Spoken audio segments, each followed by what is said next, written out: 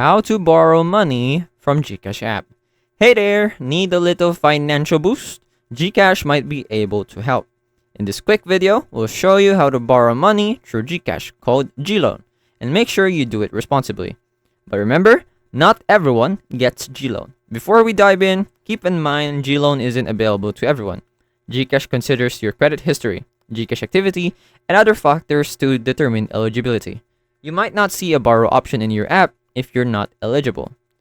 Then, finding GLoan. If you see a borrow section in your Gcash app, tap on it. Then, there you will find GLoan. This is the loan product offered by Gcash. But you need to understand that GLoan offers short-term loans with interest and processing fees. Review the details carefully before proceeding. Only borrow what you absolutely need and can repay on time to avoid additional charges. Now, how do you apply for GLoan? If you understand the terms and are eligible, you can choose your loan amount and purpose. Gcash will show you the estimated repayment amount and due date.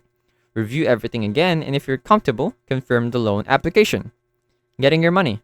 Once approved, the loan amount will be deposited directly into your Gcash wallet within 24 hours. Gcash can be a helpful tool, but remember to borrow responsibly and repay on time.